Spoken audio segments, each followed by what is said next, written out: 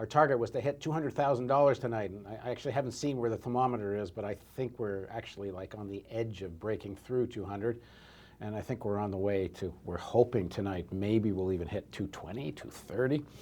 I don't know if that sounds like a lot, but $200,000 barely covers 4 months of our expenses. And we really want to be expanding. We need specialists. We need producers that specialize in certain areas like the economy, like the green movement, immigration reform. But one of the issues we really want to have someone specialize is the whole issue of geopolitics, the military-industrial complex. And now joining us is one of our favorite guests, at least my favorite guest, Larry Wilkerson. Colonel Larry Wilkerson was the chief of staff for Colin Powell and now teaches at 2 universities in the Washington area. Thanks for joining us. Good to be here. So we've talked before about WikiLeaks, and I thought we'd start with, before we get some questions, I got to do my question shtick, hold on. If you want to ask a question, you email questions@therealnews.com, questions@therealnews.com, or you phone this number. It's 888-816-8867. Again, 888-816-8867. And if you want to ask a question of Colonel Wilkerson, you call and our colleagues will help you there. Or again, if you just want to email a question, questions@therealnews.com. Okay, now we go. So this whole issue of governments have a right to secrecy, and I guess they do, but how open should diplomacy be? How open should all of this be? And if foreign policy had the intent it claims to have, for example, the national interest of the United States, which one would think means the majority of the people's interest of the United States and not the elite's interest of the United States. I mean, if the foreign policy was what it's supposed to be, maybe it wouldn't need to be so secret. Okay, part A of the question. Part B, something specific. In one of the first interviews we ever did, you said that in 2003, Iran proposed through I think the Swiss embassy, or the Swiss government acting as an intermediary, a comprehensive peace deal or deal with the United States, putting everything on the table, let's work things out, and that Vice President Cheney found a way to stop those negotiations. Now, if that had come out, we would be living in a somewhat different world today, perhaps. So talk about the specificity of that, and then broaden it out to what that means. Should that have gone public, for example? In that particular instance, I think you could make a fairly good case for it would have been better if someone else knew about it, someone else being other than the administration. And well, back up a stage, because not everyone saw our other interview. So tell us right. again what happened. Well, let's talk we about have a protecting power in Tehran because we do not have, just as in North Korea and Pyongyang, we do not have an embassy there or even an interest section. So our protecting power in Tehran is the Swiss.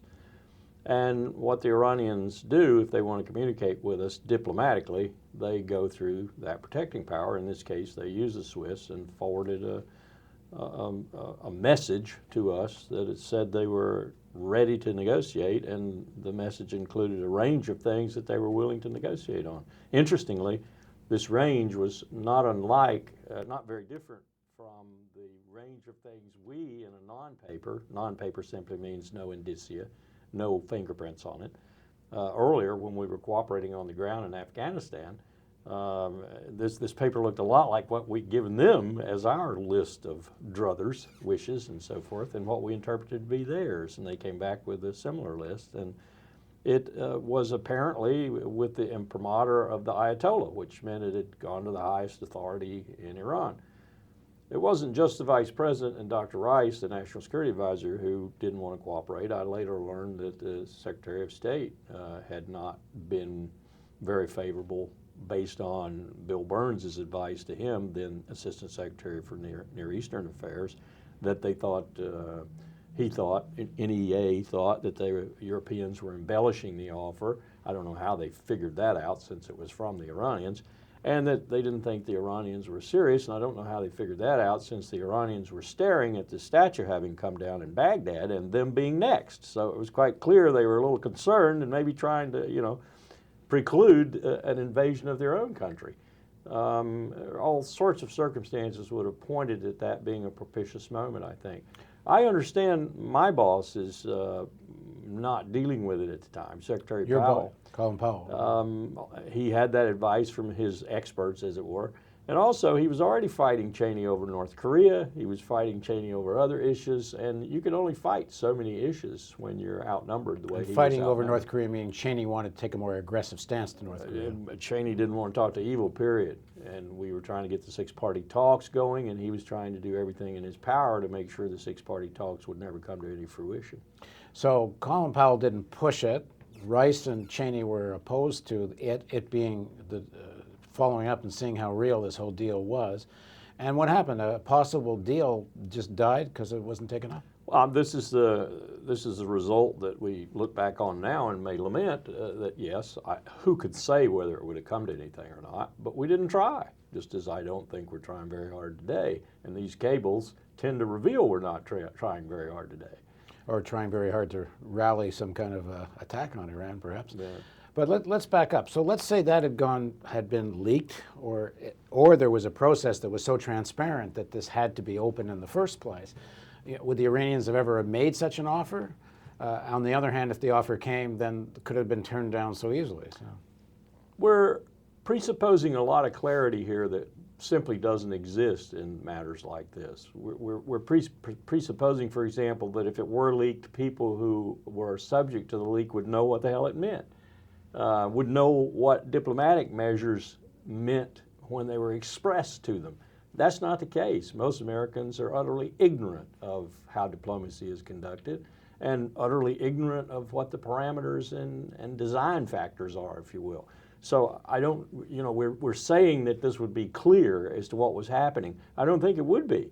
And the government has all the power in the world to obfuscate, make ambiguous, to hide, to cover up, to twist, to spin, and so forth. So even if it were revealed, it would be dealt with, I'm sure, quite effectively by a government who knew what it was doing. But in terms of what happened with WikiLeaks, Private Manning releases the stuff. Now this is a different thing. This is a volume that's incredible. And so even the layman out there, and I'm not trying to denigrate Americans, but they're not diplomats, most of them. This is such a volume, and there's so much information in it that you've got to stand up and take notice, I think, if you're a concerned American. And I'm not sure anymore how many of those there are out there. And you're trying to be an informed American, and I'm not sure of that either. This is something to not just titillate you, but to get you seriously interested, particularly the information that's flowed out about our negotiations. In terms of what happens now, Julian Assange has been arrested on these charges that arise out of inappropriate sexual behavior in Sweden. We don't know really what the reality of that is, and it may turn out it is. Sounds like it's trumped up to me. It may be, or it may be something real that's been exaggerated, or who knows, maybe it's even just real and it's coincidental. John Stewart did a good job with it the other night. I didn't see that. But anyway, if I understand it correctly, he's still sitting in jail? There's been no That's bail. the way I understand it, in London, I think. The private that supposedly or allegedly released all this material. So first of all, should the private be prosecuted for releasing these secrets? I don't see any way around that. I mean, he violated regulations and rules that the military has. He violated classification guidelines, classification constraints. I don't see any way around punishing him. And I think it's rather odd that we seem to be focused on Julian Assange and not this private, and not the chain of command around this private, who were apparently rather derelict in their duty in allowing this individual to download all this information. And not focusing on the New York Times, Der Spiegel, The Guardian, a couple of other newspapers. I mean, what's so different about Julian and WikiLeaks and all these newspapers, who in fact, if the newspapers hadn't bought in on releasing all this, it never really would have gone mainstream. It would have stayed kind of relatively marginalized on the internet. That's a good question. And as I understand it, I have no way poured over everything, but as I understand it, there's been a good deal of redacting and omitting and holding back by WikiLeaks as well as some of these newspapers and magazines. So it seems to me that so far what I've seen, people have been rather circumspect with those items that might have been very dangerous to release to an individual or to a group. So you don't agree with any kind of prosecution of Assange and WikiLeaks? I don't see how you do it. Within our system, I don't see how you do it. Now, if you go to China, I see how you do it. Go to North Korea, I see how you do it. Well, there is another way to do it, which is you do what Lieberman did and just lean on people that are... Joe Lieberman should be in North Korea or China, in my view. Why? Because of the statements he makes, and I have to believe that they're from his heart, and those are the kind of statements that dictators make. Those are the kind of statements that draconian societies that don't allow their citizens freedom and liberty make. And I have a real problem with that. Just for people that haven't followed it all, one of the things that Lieberman did was either he directly or through his chairmanship of the House Homeland Security Committee leaned on Amazon, and Amazon kicked WikiLeaks off their server farm, which led to PayPal kicking off WikiLeaks, what left the bank. Visa and MasterCard have stopped WikiLeaks from taking money. I mean, this to me reminds me of what I know of phone calls from the House of Un-American Activities calling studios in Hollywood and saying, we want you to fire such and such. That's what it reminds me of, very much. So, I mean, and there's very little response from most of the media to this Lieberman-Amazon connection, which in many ways may be the most disturbing thing of the whole process so far. We had that conversation on a radio show today with callers in asking me why the media was not reacting in ways different than they are. And my answer to that question was, to quote Ray McGovern's phrase, the fawning corporate media. They don't seem to be able to fixate on the right issues anymore and report on them thoroughly. Well, I had an interesting insight into this. We did this panel last night on is the free internet over or free internet dead? And it was interesting in putting together the panel that a lot of the people in the technology companies were very, very reluctant to come out and critique Lieberman and what happened with Amazon, particularly didn't want to critique Amazon. And the reason is a private company should be able to decide what's in its business interest. And if they think it's in their interest to dump WikiLeaks, well, that's their business. And I wonder if the media doesn't buy into this same idea that okay, it's a private company. How can you tell it what to do? Plus, there's almost this McCarthyite feeling right now. If somehow you come out and take a position against this, you're pro-leaks, you're anti-American.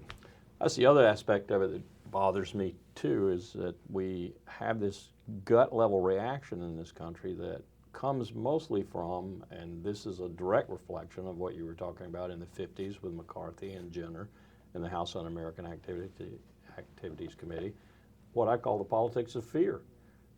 That's what it's all about, is the politics of fear. We still are enmeshed in this world where a terrorist attack from a group of people who present no existential threat to us is cowing a whole nation, is keeping a whole nation from acting the way it should act.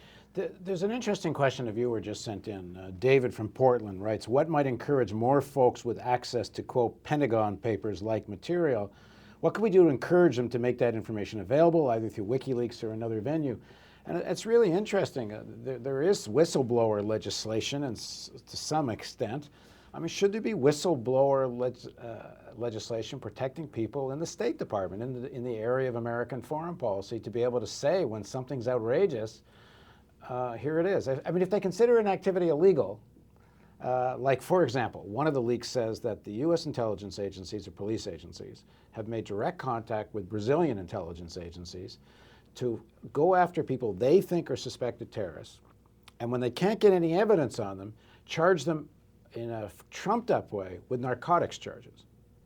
Now that's illegal by any means. So if someone sees that, and you're in the embassy in Brazil, should there be whistleblower legislation that says, okay, I'm going to be legally protected because it's illegal, and I'm going to let the media know?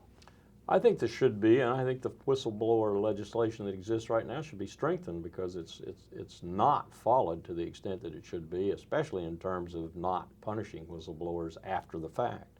But there are ways to get things out. I'll give you an example. I just read Tom Ricks's blog today, and there's a young Marine on that blog, 4 tours overseas in the war zones, who has written a piece that probably is more accurate about not just Iraq, but Afghanistan too, and what's going on with regard to those wars than anything I've read in any pundit-produced document in this city. And I mean, it's a devastating indictment of what we're doing in Iraq and Afghanistan. It's a devastating indictment of what we're doing to our military. It is also an extraordinary critique of the modern volunteer force and the fact that we don't have conscription and the fact that less than 1% of America is bleeding and dying for the rest of us and the fact that we're not prepared, and I will tell you we won't put the money forward to take care of these veterans when they come home. It is a incredible indictment of our policy right now, and it'll have some after effects, I guarantee you, within the military and elsewhere. I hope it does. And the commentary that went along with that blog, I would recommend people reading too. It's quite revealing. The current whistleblower legislation, would it protect those in the situation I just described? Someone in the U.S. Embassy in Brazil goes public, leaks that this agency to agency. Well, State Department has a specific way of doing this. It's called a dissent channel. And what it means in essence is that anybody out in any consulate, any embassy, or within the department itself here in Washington or anywhere in the country where the State Department has facilities, who sees something wrong, a policy that might be a little more ambiguous and nebulous to critique, or some act that is clearly illegal or clearly unethical, he can send a message straight into the Secretary of State. And his ambassador can't stop it, his deputy chief of mission can't stop it, his assistant secretary can't stop it. It has to go in. Okay, I had to deal with some of those. Well, what if it doesn't go anywhere after that? Well, that's you're the seeing critique something of illegal going on. That's the critique of the dissent channel, is that by Foreign Service officers who've used it and others who've maybe abused it, is that nothing ever happens. I didn't see a lot of people use it, and I saw most of the dissent messages that came in for the 4 years that I was there. But I do think Secretary Powell listened and responded to what came in over that channel. I can't say for other secretaries, but it is a way to get your opinion. But does the current whistleblower legislation, would it protect someone working in an embassy, sees something illegal, and goes public? As I understand that legislation, it is designed to do so, but as I understand from talking with whistleblowers who've been through the actual experience, it doesn't. Okay, let's talk a little bit further about this issue of secrecy and diplomacy. One of the things emerging in some of these cables is, and we certainly know from past history, how much of U.S. foreign policy is directly related to promoting American commercial interest, even the direct interest of specific companies competing in certain markets. The whole kind of intent of U.S. foreign policy, which is supposed to be to bring democracy and defend freedom, and that's why we're spending so much money on this military force. I think if more people understood the real objectives of this policy, they might not be so happy to support it. Do you think there, in terms of people working in the field, in American diplomacy and the military, does there need to be some protection, or should they just have the guts to stick their neck out and speak about the real objectives of U.S. foreign policy? I don't think, or at least more retired people, because there aren't too many retired military people like you that open their mouths either. I don't think too many Americans would be all that concerned about their diplomats overseas promoting their economic interests. Well, is it their economic interest, or is it the economic interest of a certain section of Americans? Well, if it's a certain section of America, it's corporate America, and corporate America is, after all, who creates the jobs and who does the business of America in terms of trade and so forth. And I'm not just talking about GE and Monsanto and those companies, although they're at the cutting edge. So it's perceived, anyway. Yeah. Let me say this too. Marine General Smedley Butler probably told the truth when he testified to Congress. He spent some 26 years, I think it was, in the Caribbean in war after war after war, small wars, the Marines call them. He said, "I never fought a war that wasn't for a corporate interest." He's absolutely right. You scratch hard and you're going to find corporate interests, particularly in Latin America. All right, we have a question from JDS. In an earlier TRNN interview, you stated that the left will bankrupt you, but the right can get you killed. What I see is the right is bankrupting us. Also, when you say left, I know you're not referring to the Democrats, so who are you referring to? When I say the left will bankrupt you, and by the way, that was he died at age 92 a couple of years ago, my father. who was a dyed-in-the-wool Republican, but he said that. You were quoting him. That's Yeah, right. and what he meant by the left were those Keynesians who believed in deficit spending forever. That is to say, you never had to stop deficit spending so long as, and this is the theory anyway, you could eventually outproduce or produce your way out of it, much the way we did after World War II when our debt was so high at the end of the war. I think she's absolutely right, and this is one of the points I bring up in my seminar now. How do you explain the right, the Republicans, having suddenly outspent the left? They did under George W. Bush. I mean, we fought 2 wars essentially on Japanese and Chinese loans. We lowered taxes while we were fighting those 2 wars. This is unprecedented as far as I know in our history. So how do we explain? And the American people seem to have, many of them anyway, seem to have forgotten about this. They now cast stones at President Obama, and he's still dealing with the detritus left him by George W. Bush and Richard Cheney. Let me ask you a final question. In the first big Wikileaks leak, the Afghan-Iraq leaks, 2 pieces of information I thought kind of rose to the top. And they were both to do with Iran being directly involved in somehow killing American soldiers in Iraq. Before that, there'd been this talk of this one computer and some information, but the cable gave it sort of validity or vindication. And also the idea that not just cash was going into Afghanistan and directly to Karzai, but also, again, that somehow Iran is also directly funding activities that lead to the deaths of American soldiers. And if you want one building block of an argument for war against Iran, one of the strongest ones is they're killing our boys. Number 2, this recent WikiLeaks. Clearly what rose to the top immediately of all these thousands of cables was anything to do with Iran as a threat to the region, to the Middle East. It's not just an Israeli issue, it's not just an American issue, it's all the Arab regimes feel this way, which is another important building block for an argument, for an aggressive position against Iran. So let me ask you, and I guess it may turn out to be one of the more serious questions of the next few years. How serious is this possibility of an attack with Iran, a war with Iran, and where might that lead? I think there is a possibility that we may wind up on the war road with Iran.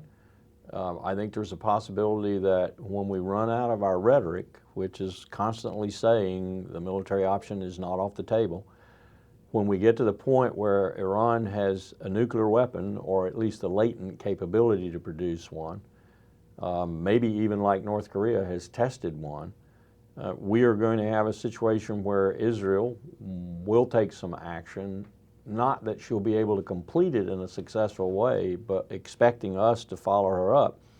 And I'm not so sure. In fact, I would be one who would, as a military man, I would predict that we will follow her up. So I could paint you a path down which we would go to eventual war with Iran. I don't think it's imminent. I don't think it's next week or next year. But I certainly don't see any diplomatic solution being worked that I think is going to be effective. I don't think sanctions will be effective. So what's left? I mean, we've said it over and over again that we're not taking the military option off the table. We're not taking it off the table. All options are on the table. Well, when you've run out of all the rest, and it's very clear to the region, to your allies, to your friends, to the American people, that there are no options left, to the Israelis, what do you do then? Some people have suggested that right from Cheney on, and Cheney seemed to be, if he had had his way, perhaps would have started some kind of an attack on Iran earlier. There's a time I remember a lot of retired military senior generals were saying this would be crazy to open up a third front, and even some acting generals were saying so. Is there a political force in the United States, known as neocons and others, but not perhaps just them, who it's fundamentally more about Iran as a regional power, whether it has a nuclear weapon or not? They just don't like the fact that in a region of such national interest, there's a player that ain't under the umbrella. There's that, and then there's the threat to Israel. And there's also... What's the threat to Israel? Well, they see it as a threat to Israel because Israel sees it as a threat. Because to Israel. You even see times, heads of the Israeli security intelligence agencies and others saying, there really isn't an existential threat here. It's not like they're going to come attack us. There has been some informal polling in Israel that reveals, for example, if Iran were to test a nuclear weapon, if it were to become crystal clear to Israelis that Iran has a nuclear weapon, up to a third of Israelis would leave in the next 24 months. Most of them probably coming here. That's a situation that Israeli leadership finds very difficult to deal with. Yeah, whether how real all that is, it's hard to say. Well, true. I mean, Pakistan has a nuclear weapon. There's lots of people in Pakistan that don't like Israel, but people haven't left. That's true. I don't think the same situation exists as exists with Iran, if not just for the fact that it is Iran, but for the fact that the political leadership has put out so much rhetoric about how dangerous Iran is. I mean, sooner or later you're going to get somebody to believe you, even in Haifa or Tel Aviv or whatever. You're going to get someone who believes you. It's okay. No. Sorry, I lost my earpiece. This is a dangerous situation, not just from Israel, but from the proximity of forces too. I mean, so my question is: are there American forces, we have political forces that are intent? Like, if you go back to the Iraq scenario, you have this Project for New American Century, which many of the people that wind up in power around Cheney. Same people. All you have to do is just track it on a daily basis, on a weekly basis. That's the same people. I'd say we're probably about 1998 right now with that same group of people vis-a-vis Iraq, but now vis-a-vis Iran. So you think their intent, in the same way they wanted regime change in Iran, and as their document actually says, first Iraq and then I think Syria or Iran, but they want to get all three of them, they say. If it's 98, 97, we're 6-7 years away from the war. Now, one of the people in that group, if I understand it correctly, I can't remember if he's a signatory to the document or not, but he's clearly ideologically, politically in part of the same group, is Senator Kyle, who seems to be running Republican foreign policy, at least in the Senate right now. Doesn't he? So if Kyle kind of represents the same forces Cheney represents, and the Republicans apparently are on the ascendancy, what does this mean in terms of where all this might go? I'm not sure the Republicans are on the ascendancy. Well, the media's playing it that way. Well, they may be playing it that way. I think the American people are busy trying to figure out who's where and where do they turn. Well, if the Republicans want to make Obama look weak on defense going into 2012, you can't do it on Iraq and you can't do it on Afghanistan. Well, that's his dilemma. But maybe you can do it on Iran. That's one of his dilemmas. He's been entrapped by his own rhetoric about Afghanistan, for example, being the right war, and so he had to surge there because he was trapped by his own rhetoric plus his generals. He's trapped with Iraq because we're not going much lower than we are right now probably for some time, and it's going to be extended and extended and extended. And he's trapped by the political situation in Iraq, which incidentally is not unfolding too smoothly right now. And he's also got a Republican Party whose real natural ally in Israel is Likud, and who's in power in Israel.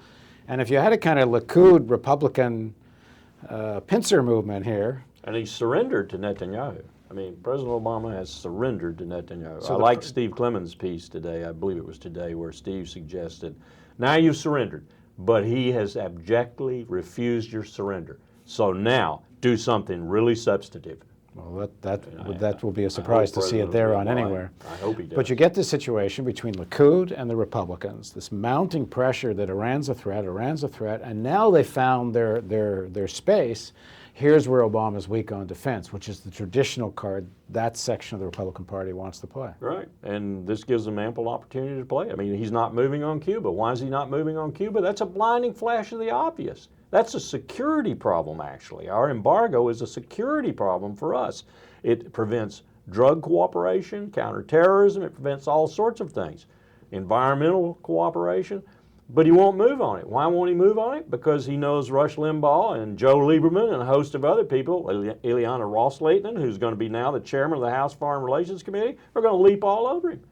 He's going to be showing ankle on that issue, national security, which no Democrat dares shows any ankle on. Well, one hopes he finds, not just shows ankle, but as people are saying, I hope he finds some backbone. Yeah, we shall see. I mean, it's not just him; it's him and an administration. I mean, he represents a whole sector of people here, and hopefully all of them see that in their long-term interest, a war with Iran could be rather apocalyptic. It could be, and then on the other side of the coin is a military officer who went through planning for and watched the attacks on Iran by the United States during the reflagging of Kuwaiti tankers operations in the mid-'80s, which was in the middle of the Iran-Iraq War, of course, and saw how quickly, after we had conducted Operation Praying Mantis and sunk one of their main warships and hurt another one really bad, she limped back to Bandar Abbas, as I recall. We could have sunk her too, we didn't. Iran is not this colossal threat that some people make it to be. We still have considerable military power and we could do considerable damage to Iran. But I ask the question again, to what purpose? It is not going to prevent them from having a nuclear weapon. In fact, it will probably accelerate their acquisition of a nuclear weapon. Thanks for joining us. Surely. Thank you for joining us on the Real News Network. And a pitch. A pitch. We're raising money. Donate. Donate over here. Donate. The Real News is a great source for you to go to and get the real news instead of the stuff you get, the pablum you get from what calls itself a media. Thanks very much for joining us. Truly. Thank you, and we'll be back in a few minutes. If you want to donate, the donate button is next to the player here. And if you're watching on live stream, it's in the ticker down below. If you're having any trouble donating and you want to do, and you just do it by phone, call 888-449-6772. It's 888-449-6772. And we'll be back in a few minutes with Jane DeRista, who wrote a book which is probably the most extensive history of the Fed. And we're going to talk about money and the current crisis. So please join us on the Real News Webathon in just a few minutes.